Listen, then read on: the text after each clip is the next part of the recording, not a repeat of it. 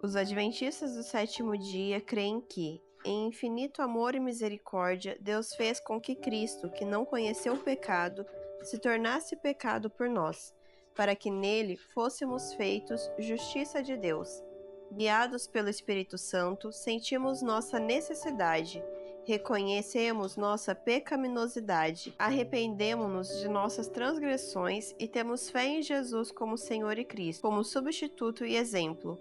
Esta fé que aceita a salvação advém do divino poder da palavra e é o dom da graça de Deus.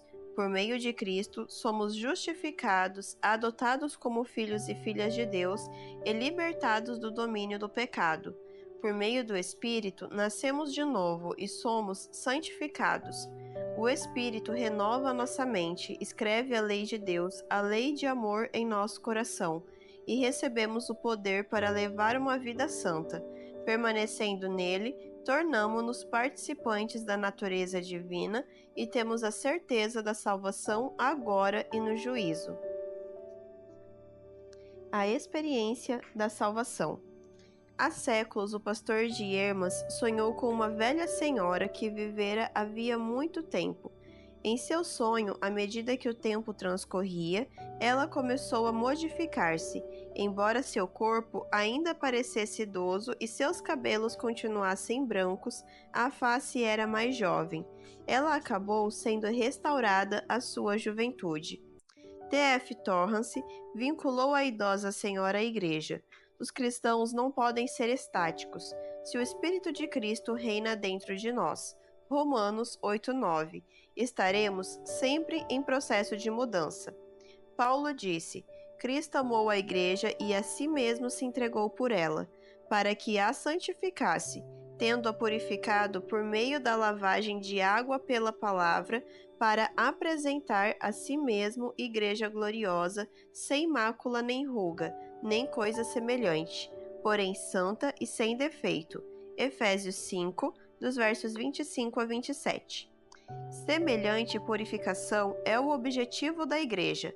Desta forma, os crentes que compõem a igreja podem testificar que, mesmo que o nosso homem exterior se corrompa, contudo, o nosso homem interior se renova de dia em noite, de dia em dia. 2 Coríntios 4,16. Todos nós, com o rosto desvendado, contemplando como por espelho a glória do Senhor, somos transformados de glória em glória na sua própria imagem, como pelo Senhor o Espírito. 2 Coríntios 3,18. Essa transformação é o verdadeiro Pentecostes íntimo. Ao longo das Escrituras, descrições das experiências do crente, salvação, justificação, santificação, purificação e redenção, são focalizadas como 1. Já alcançadas, 2. Sendo realizadas presentemente e 3. Estando por ocorrer no futuro. Uma compreensão dessas três perspectivas contribui para a solução das aparentes tensões geradas pela ênfase relativas em justificação e santificação. Este capítulo, portanto, acha-se dividido em 3 seções principais, que tratam da salvação vista sob a experiência passada, presente e futura do crente. A experiência da salvação e o passado. O conhecimento fatual acerca de Deus e de seu amor e benevolência é insuficiente. A tentativa de desenvolvermos o bem em nós, separados de Cristo, é contraproducente.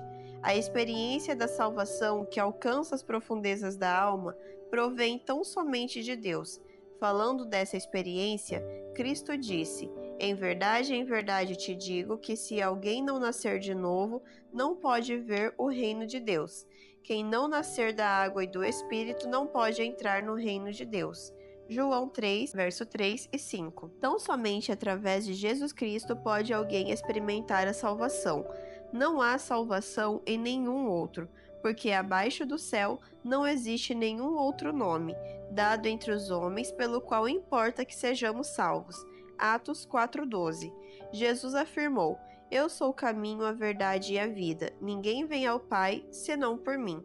João 14, verso 6. A experiência da salvação envolve arrependimento, confissão, perdão, justificação e santificação. Arrependimento.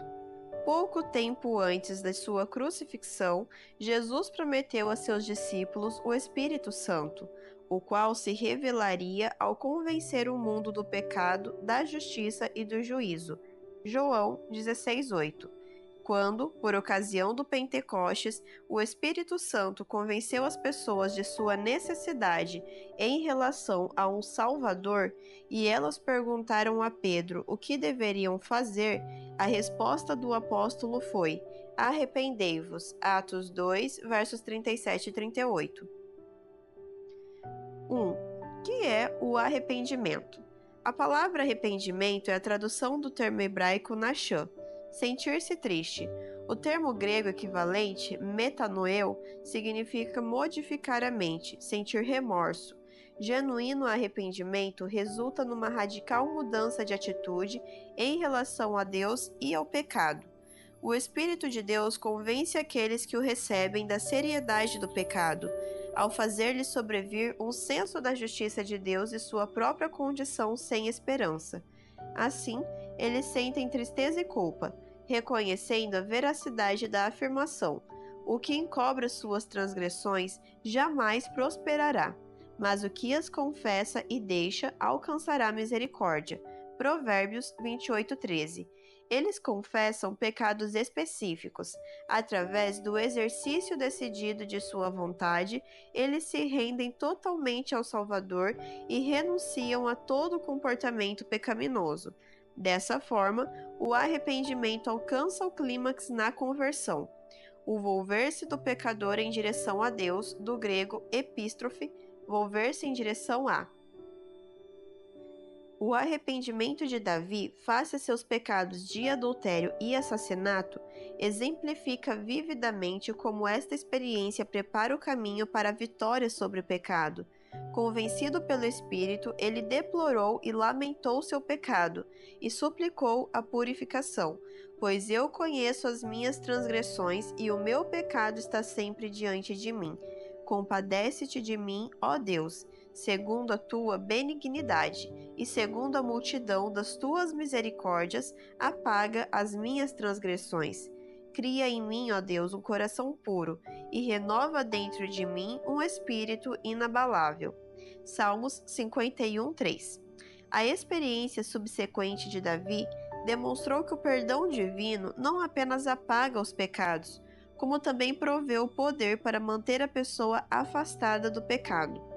Embora o arrependimento preceda o ato de perdão, o pecador não consegue, mediante o arrependimento, fazer-se merecedor das bênçãos de Deus.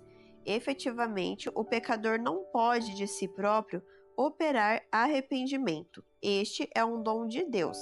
Atos 5:31, Romanos 2:4. O Espírito Santo conduz o pecador a Cristo de modo que ele possa encontrar arrependimento ou verdadeira tristeza pelo pecado cometido. 2. Motivação para o arrependimento. Jesus afirmou: Eu, quando for levantado da terra, atrairei todos a mim mesmo. João 12:32. O coração é amaciado e subjugado quando percebemos que a morte de Cristo nos justifica e nos liberta da penalidade do pecado, a morte. Imagine os sentimentos de um condenado à morte que aguarda a execução, quando repentinamente recebe a notícia de que seu crime foi perdoado. Em Cristo, o pecador arrependido é não apenas perdoado, como também absolvido. Ele é declarado justo, ele não merece e nem pode merecer tal tratamento. Conforme destaca Paulo, Cristo morreu pela nossa justificação, sendo nós ainda fracos, pecaminosos, maus e inimigos de Deus.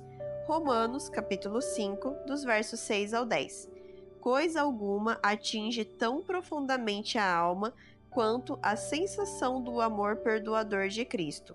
Quando os pecadores contemplam esse insondável amor divino exposto na cruz, recebem as mais poderosas motivação possível para arrepender-se.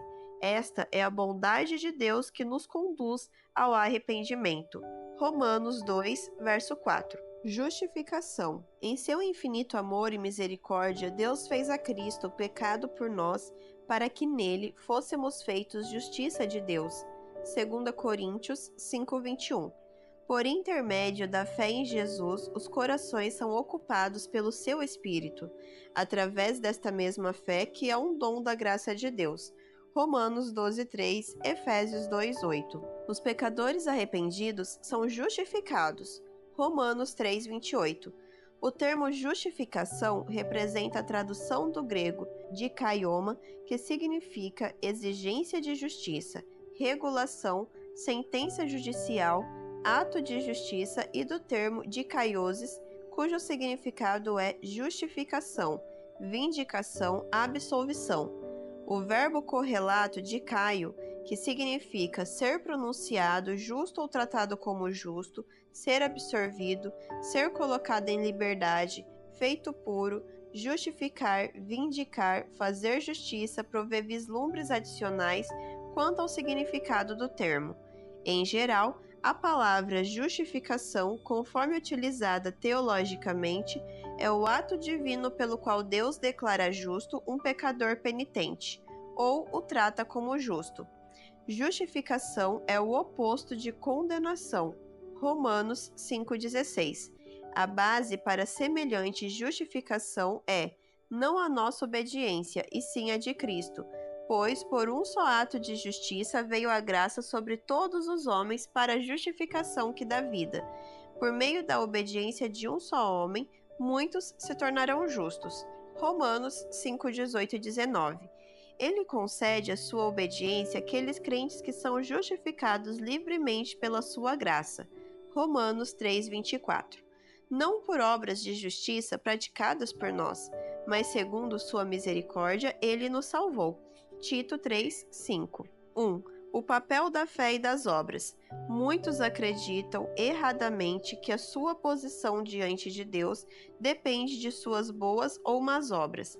Abordando a questão de como as pessoas são justificadas diante de Deus, Paulo declara inequivocamente que ele perdera todas as coisas para ganhar a Cristo e ser achado nele, não tendo justiça própria, que procede de lei, senão a que é mediante a fé em Cristo, a justiça que procede de Deus, baseada na fé. Filipenses 3, versos 8 e 9. Ele apontou o exemplo de Abraão, que creu em Deus, e isso lhe foi imputado para a justiça. Romanos 4:3, Gênesis 15:6. Ele foi justificado antes de submeter-se à circuncisão, e não em virtude da mesma. Romanos 4, versos 9 e 10. Que espécie de fé possuía Abraão? As Escrituras revelam que pela fé Abraão obedeceu, quando Deus o chamou, deixando sua terra natal e viajando sem saber para onde ia. Hebreus 11, versos 8 a 10, Gênesis 12, verso 4 e 13, verso 18. O fato de que ele possuía uma fé genuína e viva em Deus foi demonstrado através de sua obediência. Foi com base nesta fé dinâmica que ele recebeu a justificação. O apóstolo Tiago adverte contra uma compreensão incorreta da justificação pela fé. Imaginar que alguém possa ser justificado pela fé sem manifestar as obras correspondentes, ele demonstrou que a fé genuína não pode existir sem as obras. Tal como Paulo, Tiago ilustrou esse ponto a partir da experiência de Abraão. O fato de o patriarca oferecer seu filho, Tiago 2,21, foi uma demonstração de sua fé. Vês como a fé operava juntamente com as suas obras, afirma Tiago. Com efeito, foi pelas obras que a fé se consumou. Tiago 2,22.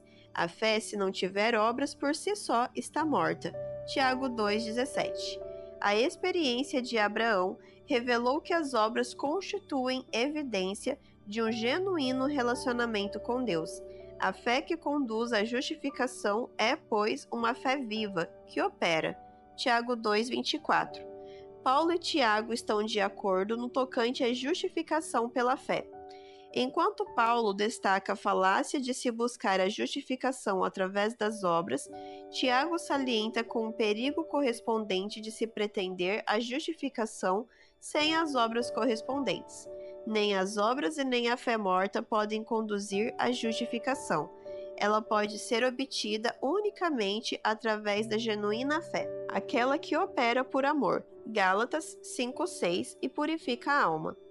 2. A experiência da justificação. Através da justificação pela fé em Cristo, sua justiça nos é imputada. Tudo está em ordem conosco diante de Deus porque Cristo se tornou o nosso substituto. Segundo o dizer de Paulo, Deus fez pecado por nós, aquele que não conheceu o pecado, para que nele fôssemos feitos justiça de Deus. 2 Coríntios 5:21. Na qualidade de pecadores arrependidos, experimentamos pleno e completo perdão. Estamos reconciliados com Deus. A visão obtida por Zacarias quanto ao sumo sacerdote Josué ilustra de modo muito belo a justificação. Josué achava-se em pé diante do anjo do Senhor, vestido com roupas sujas, as quais representavam a contaminação do pecado. Estando ele ali de pé, Satanás reclamou a sua condenação. As acusações de Satanás estavam corretas. Josué não merecia absolvição, mas Deus, manifestando sua divina misericórdia, repreendeu a Satanás. Não é este um tição tirado do fogo? Zacarias 3:2. Não é esta a minha aquisição preciosa que estou preservando de maneira especial? O Senhor ordenou que aquelas vestimentas sujas fossem imediatamente removidas e declarou: Eis que tenho feito que passe de ti a tua iniquidade, e te vestirei de finos trajes. Zacarias 3:4. Nosso amorável e todo misericordioso Salvador afasta as acusações de Satanás, justifica o tremente pecador e cobre-o com as vestes da justiça de Cristo. Assim como as roupas sujas de Josué representavam o pecado, assim as novas roupagens representam a nova experiência do crente em Cristo. No processo de justificação, os pecados confessados e perdoados são transferidos para o puro e santo Filho de Deus, o Cordeiro que carrega sobre si os nossos pecados.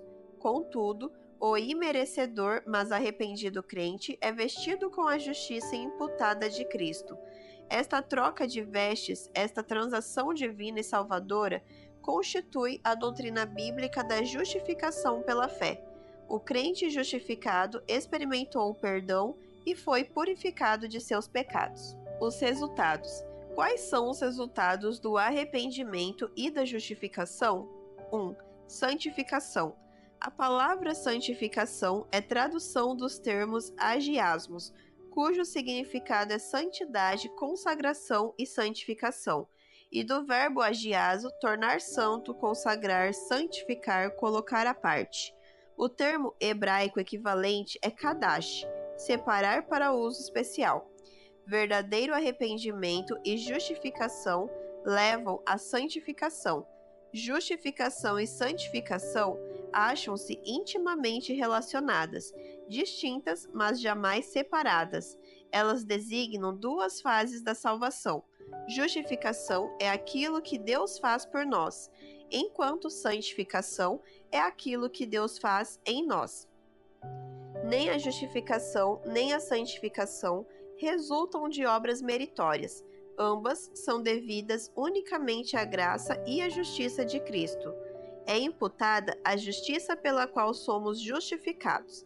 Aquela pela qual somos santificados é comunicada. A primeira é nosso título para o céu. A segunda, nossa adaptação para ele. As três fases da santificação apresentadas na Bíblia são: 1. Um ato realizado no passado da experiência do crente. 2. Um processo na experiência presente do crente. 3. O resultado final da experiência do crente por ocasião do retorno de Cristo. Quanto ao passado do crente, no momento da justificação, ele é também santificado, em o nome do Senhor Jesus Cristo e no Espírito do nosso Deus. 1 Coríntios 6:11. A pessoa se torna santa. Nesse ponto, o novo crente é redimido e pertence completamente a Deus. Como resultado do chamamento divino, Romanos 1,7, os crentes são tratados como santos, porque estão em Cristo. Filipenses 1,1.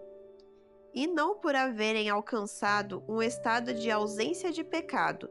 A salvação é uma experiência do presente. Diz Paulo que, segundo sua misericórdia, ele nos salvou mediante o lavar regenerador e renovador do Espírito Santo. Tito 3,5, colocando-nos à parte e consagrando-nos para um propósito santo e para andarmos com Cristo. 2. Adoção na família de Deus. Ao mesmo tempo, os novos crentes recebem o espírito de adoção. Deus os adotou como seus filhos e filhas, o que significa que os crentes são agora filhos e filhas do Rei. Ele os tornou seus herdeiros e co-herdeiros com Cristo. Romanos 8, versos 15 a 17. Que imenso privilégio, honra e alegria. 3. Certeza da salvação. A justificação traz também a certeza da aceitação do crente. Traz consigo a alegria de uma união com Deus agora. Não importa quão pecaminoso tenha sido o passado, Deus perdoa todos os pecados e nós não mais nos encontramos sob a condenação e maldição da lei. A redenção tornou-se uma realidade, no qual temos a redenção, pelo seu sangue a remissão dos pecados, segundo a riqueza da sua graça. Efésios 1:7. 4. O início de uma vida nova e vitoriosa. Quando percebemos que o sangue do Salvador cobre todo o nosso passado pecaminoso, isto nos traz cura à alma, mente e corpo. Sentimentos de culpa podem ser totalmente dispensados, pois em Cristo tudo é perdoado, tudo é feito novo. Ao conceder-nos diariamente sua graça, Cristo inicia o processo de transformar-nos à imagem de Deus. À medida que cresce nossa fé nele, nossa cura e transformação progride, e ele nos concede crescentes vitórias sobre os poderes das trevas. O fato de ele haver vencido o mundo nos assegura a libertação da escravidão do pecado. João 16:33. 5. O dom da vida eterna. Nosso novo relacionamento com Cristo traz consigo o dom da vida eterna. João afirmou: aquele que tem o Filho tem a vida, aquele que não tem o Filho de Deus não tem a vida. 1 João 5,12. Alguém já se encarregou de nosso passado pecaminoso por intermédio da habitação interior do Espírito Santo. Podemos desfrutar das bênçãos da salvação. A experiência da salvação e o presente. Uma vez que o sangue de Cristo traz purificação, justificação e santificação, o crente é agora nova criatura. As coisas antigas já passaram, eis que se fizeram novas. 2 Coríntios 5,17. O chamado para uma vida de santificação. A santificação inclui o viver uma vida santificada, com base naquilo que Cristo já alcançou no Calvário. Paulo apelou a todos os crentes para que vivessem uma vida consagrada à santidade ética e conduta moral. 1 Tessalonicenses 4:7. A fim de habilitá-los para a experiência de santificação, Deus concedeu aos crentes o Espírito de Santidade. Romanos 1:4. Paulo escreveu: para que, segundo a riqueza da sua glória, vos conceda que sejais fortalecidos com poder mediante o seu Espírito no homem interior. E assim habite Cristo nos vossos corações, pela fé, estando vós arraigados e alicerçados em amor. Efésios 3:16 e 17. Sendo produto de uma nova criação, os crentes devem assumir novas responsabilidades, ou, no dizer do apóstolo, assim como oferecestes os vossos membros para a escravidão da impureza e da maldade para a maldade, assim oferecei agora os vossos membros para servirem à justiça para a santificação. Romanos 6,19. Agora eles devem viver no Espírito. Gálatas 5,25. Crentes cheios do Espírito não andam segundo a carne, mas segundo o Espírito. Romanos 8,1. Eles são transformados uma vez que o pendor da carne dá para a morte, mas o do espírito para a vida e paz. Romanos 8:6. Através da habitação interior do Espírito de Deus, eles não são da carne, e sim do Espírito. Romanos 8:9. O mais elevado objetivo da vida que está cheia do Espírito é agradar a Deus. 1 Tessalonicenses 4:1. Paulo diz que a santificação é a vontade de Deus para nós. Portanto, devemos abster-nos da prostituição. Não devemos ofender ou defraudar a nossos irmãos, porquanto Deus não nos chamou para a impureza, e sim em santificação. 1 Tessalonicenses 4, versos 3, 6 e 7. A mudança interior. Por ocasião do segundo advento, seremos modificados, transformados fisicamente. Nosso corpo mortal e corruptível será tornado imortal e incorruptível. 1 Coríntios 15, dos versos 51 a 54. Entretanto, nosso caráter deve experimentar transformação durante o período de preparo para o segundo advento. A transformação do caráter envolve os aspectos mentais e espirituais da imagem de Deus, a natureza interior que deve ser renovada diariamente. 2 Coríntios 4,16, Romanos 12,2. Portanto, a semelhança da velha senhora na história do pastor de Hermas, a igreja torna-se cada vez mais jovem no interior à medida que cresce. Cada um dos cristãos verdadeiramente submetidos a Cristo vai sendo transformado de glória em glória, até que, por ocasião do segundo advento, a transformação da pessoa em imagem de Deus será completada. 1. O envolvimento de Cristo e do Espírito Santo. Somente o Criador pode compreender a obra de transformar nossa vida. 1 Tessalonicenses 5:23. Contudo, ele não o faz sem a nossa participação. Temos de colocar-nos a nós próprios sob a influência da obra do Espírito, e podemos alcançar isso mediante a contemplação de Cristo. Enquanto meditamos sobre a vida de Cristo, o Santo Espírito restaura nossas faculdades físicas, mentais e espirituais. Tito 3:5. A obra do Espírito Santo inclui a revelação de Cristo e a restauração, em nós, da imagem de Deus. Romanos 8, dos versos 1 ao 10. Deus deseja viver no coração de seu povo. Foi em virtude de ele haver prometido: habitarei e andarei entre eles, que Paulo pôde dizer: Cristo vive em mim. A morada do Criador no íntimo da pessoa renova interiormente todos os dias. 2 Coríntios 4,16. E esta é uma renovação da mente. Romanos 12:2. 2. Participando da natureza divina. As preciosas e muito grandes promessas de Cristo servem de penhor para que o seu divino poder complete a transformação de nosso caráter. 2 Pedro 1,4. Este acesso ao poder divino habilita-nos a associar diligentemente a nossa fé, a virtude com a virtude, o conhecimento com o conhecimento, o domínio próprio com o domínio próprio, a perseverança com a perseverança, a piedade com a piedade, a fraternidade com a fraternidade, o amor. 2 Pedro 1, dos versos 5 ao 7. Prossegue o apóstolo: porque estas coisas, existindo em vós e em vós aumentando, fazem com que não sejais nem inativos, nem infrutuosos no pleno conhecimento de nosso Senhor Jesus Cristo, pois aquele a quem estas coisas não estão presentes é cego. 2 Pedro, capítulo 1, versos 8 e 9. Somente através de Cristo. O que transforma seres humanos em imagens de seu Criador é a habitação íntima ou participação do Senhor Jesus Cristo.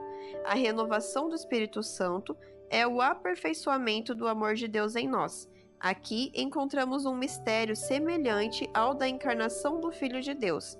Assim como o Santo Espírito habilitou o Divino Cristo a participar da natureza humana, assim o Espírito nos habilita a participar dos divinos traços de caráter. Essa apropriação da natureza divina renova a pessoa interior, tornando-nos semelhantes a Cristo, embora num nível diferente. Enquanto Cristo se tornou humano, os crentes não podem tornar-se divinos. Em vez disto, tornam-se semelhantes a Deus em caráter. B. Um processo dinâmico. A santificação é progressiva. Através de oração e estudo da palavra, podemos crescer constantemente no companheirismo com Deus. O mero entendimento intelectual do plano da salvação não é suficiente. Cristo tornou bem claro este ponto. Se não comerdes a carne do Filho do Homem e não beberdes o seu sangue, não tendes vida em vós mesmos. Quem comer a minha carne e beber o meu sangue tem a vida eterna, e eu o ressuscitarei no último dia. Pois a minha carne é verdadeira comida e o meu sangue é verdadeira bebida. Quem comer a minha carne e beber o meu sangue permanece em mim e eu nele. João 6, versos 53 a 56. A imagem transmitida vividamente é a de que o crente deve assimilar as palavras de Cristo. Jesus acrescentou: as palavras que eu vos tenho dito são espírito e são vida. João 6:63 e Mateus 4:4. O caráter é composto daquilo que a mente come e bebe. Quando digerirmos o pão da vida, somos transformados à semelhança de Cristo. 3. As duas transformações. Em 1517, o mesmo ano em que Lutero pregou suas 95 teses na porta da igreja Castelo de Wittenberg, na Alemanha, Rafael começou a pintar seu famoso quadro da Transfiguração em Roma. Esses dois eventos possuíam algo de comum entre si. O ato de Lutero marcou o início do protestantismo, e o quadro de Rafael, embora não intencional, resumiu o espírito da reforma. A pintura mostra Cristo em pé sobre o monte, com os endemoniados olhando esperançosamente para ele desde o vale. Marcos 9, dos versos 2 a 29. Os dois grupos de discípulos, um na montanha, o outro no vale, retratam dois tipos de cristãos. Os discípulos da montanha desejavam permanecer com Cristo, mais ou menos indiferentes às necessidades que ocorriam no vale. Ao longo dos séculos, muitos têm construído no alto da montanha, muito afastados das necessidades do mundo. Sua experiência é a das orações desacompanhadas de obras. Por outro lado, os discípulos do vale trabalhavam sem oração, e seus esforços em desalojar os demônios provaram-se um fracasso. Multidões têm sido vencidas tanto pela tentação de trabalhar em favor dos outros, sem o poder da oração, quanto pela tentação de muito orar sem trabalhar pelos outros. Ambos os tipos de cristãos necessitam que a imagem de Deus seja neles restaurada. A verdadeira transformação. Deus espera converter seres caídos em imagens suas, através da transformação de sua vontade, mente, desejos e caracteres. O Espírito Santo traz aos crentes uma decisiva mudança de aparência. Seus frutos, amor, alegria, paz, longanimidade, benignidade, bondade, fidelidade, mansidão, domínio próprio. Gálatas 5, versos 22 e 23, constituem agora o estilo de vida destes cristãos, mesmo tendo em vista que eles continuarão sendo mortais corruptíveis até o retorno de Cristo. Se não lhe resistirmos, Cristo, por tal forma, se identificará com os nossos pensamentos e ideais, dirigirá nosso coração e espírito em tanta conformidade com o seu querer que, obedecendo-lhe, não estaremos senão seguindo nossos próprios impulsos. A vontade refinada, santificada, encontrará seu mais elevado deleite em fazer o seu serviço. B. Os dois destinos. A transfiguração de Cristo revela outro marcante contraste. Cristo foi transfigurado, mas, em certo sentido, também o foi o garoto no vale. O menino foi transfigurado numa imagem demoníaca. Marcos 9, dos versos 1 a 29. Aqui podemos ver claramente dois planos opostos: o plano divino de restaurar-nos e o plano satânico de arruinar-nos. As Escrituras dizem que Deus é capaz de guardar-nos de tropeços. Judas 24. Satanás, por sua vez, faz tudo o que a seu alcance está para manter-nos no estado decaído. A vida envolve constantes mudanças. Não existe terreno neutro. Ou estaremos sendo enobrecidos ou degradados. ou seremos escravos do pecado ou escravos da justiça. Romanos 6, versos 17 e 18. Quem quer que ocupe nossa mente estará ocupando todo o nosso ser. Se, através do Espírito Santo, Cristo ocupar nossa mente, tornar-nos-emos pessoas semelhantes a Cristo, pois uma vida cheia do Espírito apresenta cativo todo pensamento à obediência de Cristo. 2 Coríntios 10:5. Mas se estivermos sem Cristo, separar-nos-emos da fonte de vida e nossa destruição última será inevitável. A perfeição de Cristo. O que é a perfeição bíblica? Como ela pode ser recebida?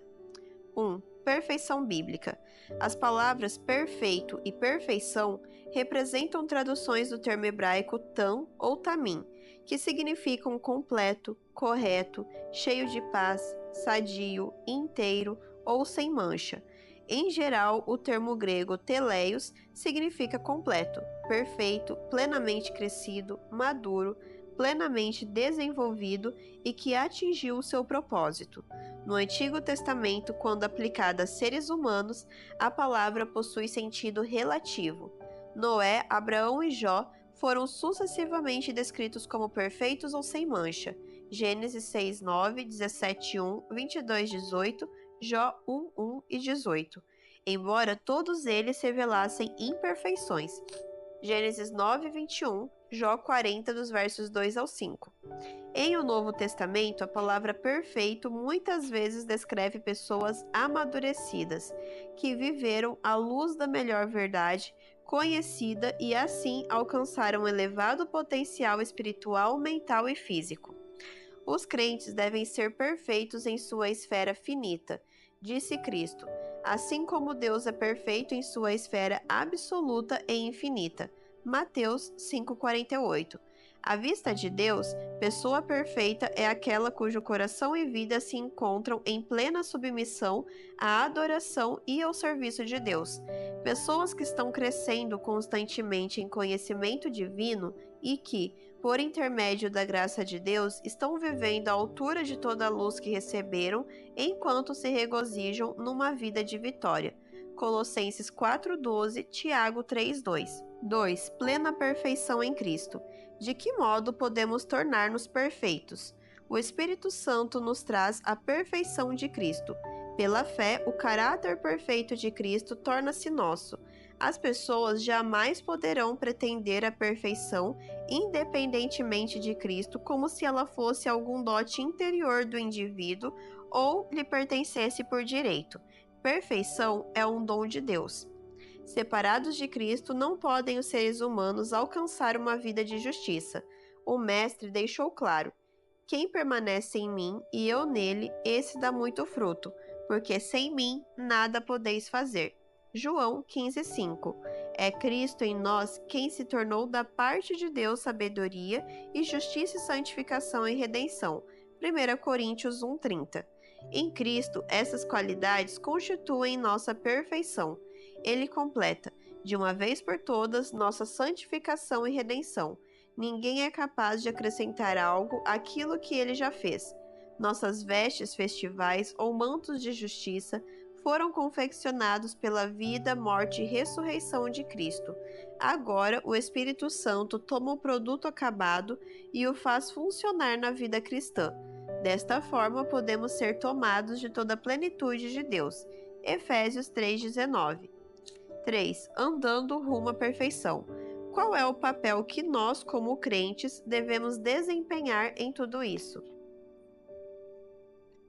Através da habitação interior de Cristo, crescemos em maturidade espiritual através dos dons divinos destinados à sua igreja.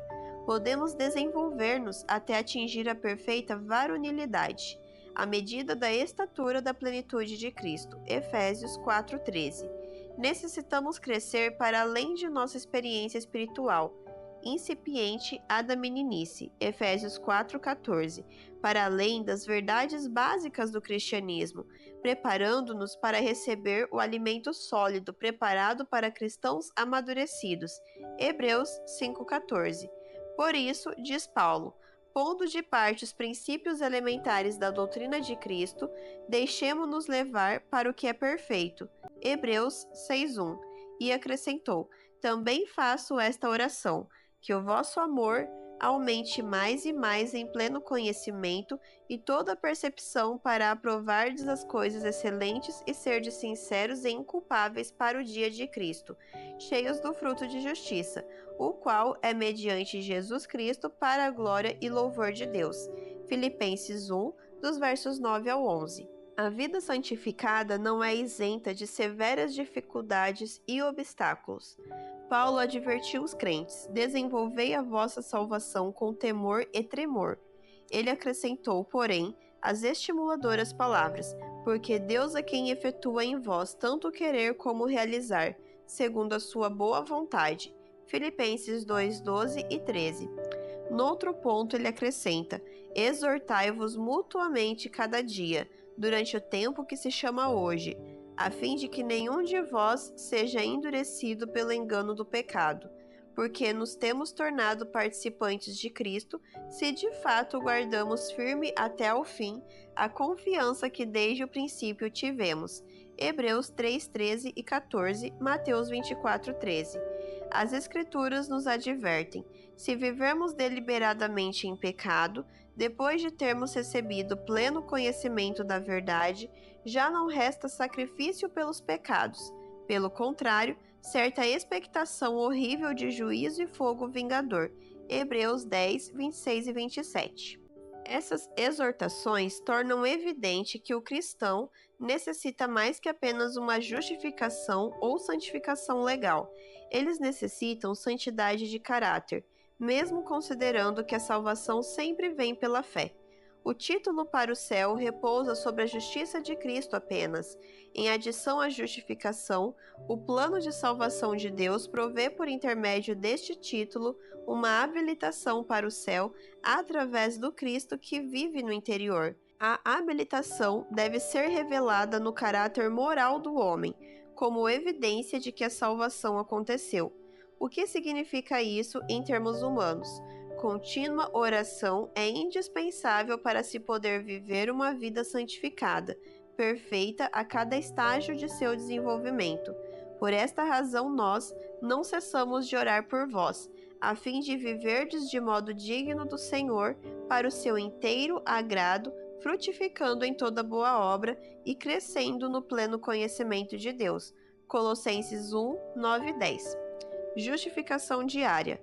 Todos os crentes que desenvolvem a vida santificada, cheia do Espírito, dominada por Cristo, possuem contínua necessidade de justificação diária, sustentada por Cristo.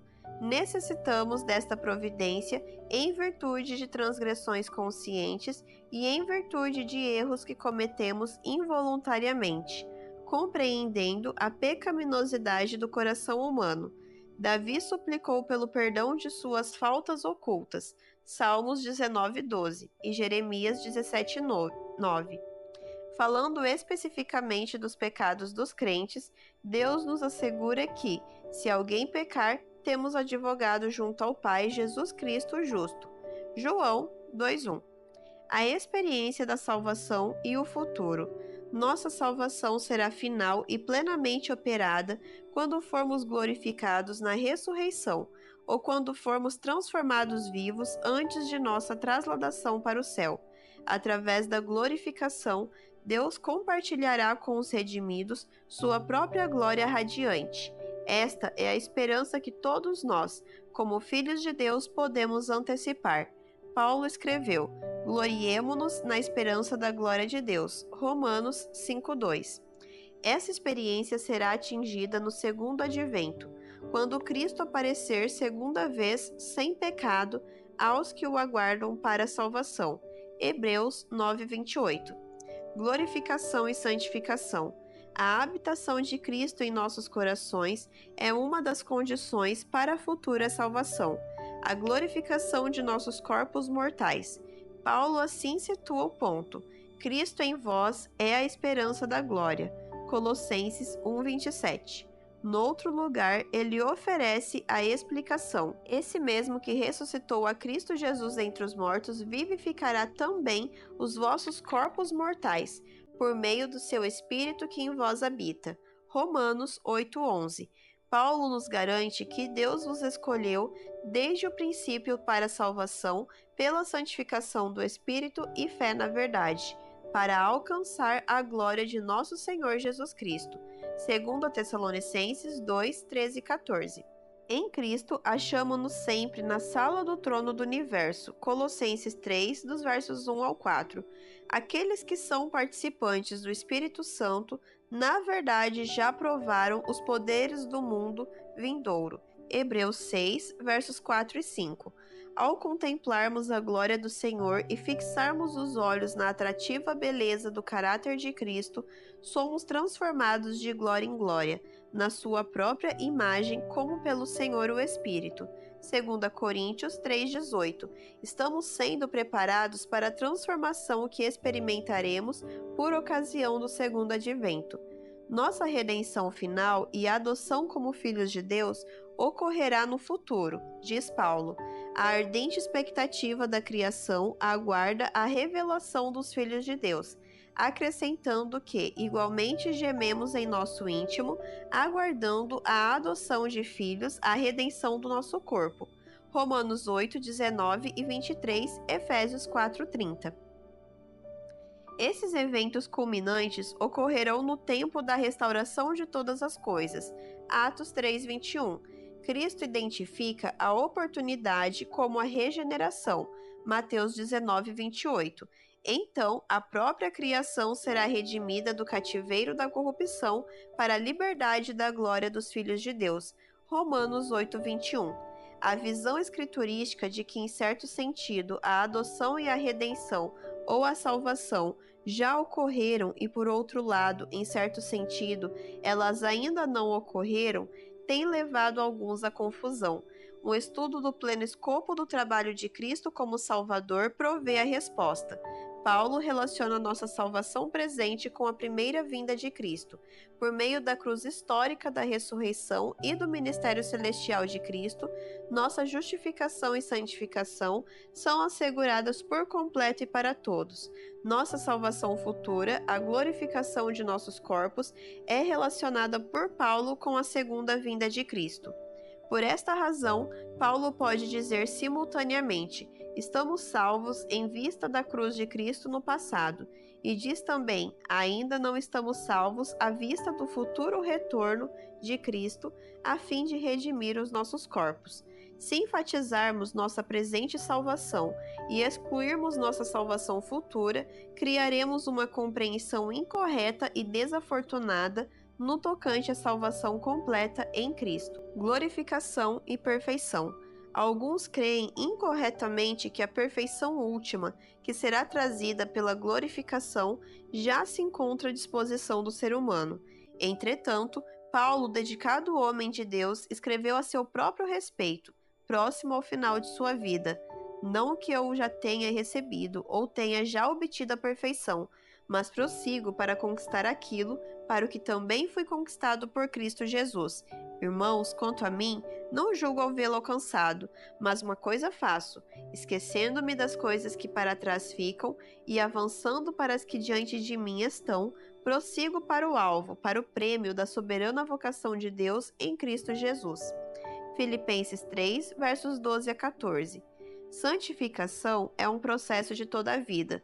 Podemos possuir a perfeição agora, mas somente em Cristo, entretanto, a transformação última, toda abrangente de nossa vida, que se transformará na genuína imagem de Deus, deverá ocorrer por ocasião do segundo advento.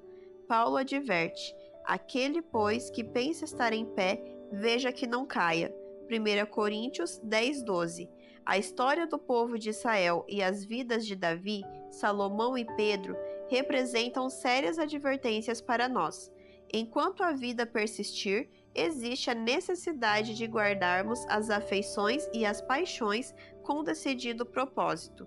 Existe corrupção íntima, Existem as tentações exteriores e sempre que a obra de Deus avançar, Satanás planejará arranjar as circunstâncias de modo que a tentação possa de alguma forma sobrepujar a alma. Em nenhum momento podemos estar seguros, a menos que repousemos em Deus, tendo a vida escondida com Cristo em Deus. Nossa transformação criadora final acontecerá quando nos apossarmos da incorruptibilidade e da imortalidade, quando o Espírito Santo restaurar completamente a criação original. A base de nossa aceitação diante de Deus. Nem os traços cristãos do caráter, nem um comportamento isento de falhas representam a base pela qual somos aceitos diante de Deus.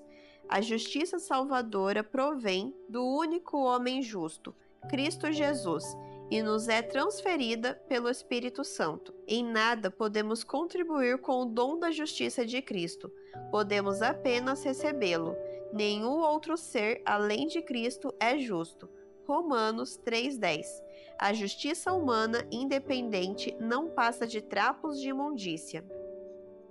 Mesmo aquilo que fazemos em resposta ao salvífico amor não pode constituir a base para nossa aceitação diante de Deus. Esta aceitação é identificada com a obra de Cristo. Ao trazer-nos Cristo, o Espírito Santo traz também esta aceitação. É a nossa aceitação baseada na justificadora justiça de Cristo, ou em sua santificadora justiça, ou em ambas. João Calvino destacou que, assim como Cristo não pode ser dividido em duas partes, assim as duas coisas, justificação e santificação, que nele percebemos unidas, são inseparáveis. O ministério de Cristo deve ser visto em sua totalidade. Isto se torna um parâmetro que evita especulações no tocante a esses dois termos, como a tentativa em se definir minúsculos pontos de distinção entre justificação e santificação. Por que tentarmos ser mais minuciosos do que a inspiração na vital questão da justificação pela fé? O Espírito Santo traz para dentro de nós o está consumado do Calvário, aplicando a nós a experiência única da aceitação que Deus faz da humanidade. Este está consumado, pronunciado na cruz, coloca em xeque todas as outras tentativas humanas de se obter a aceitação.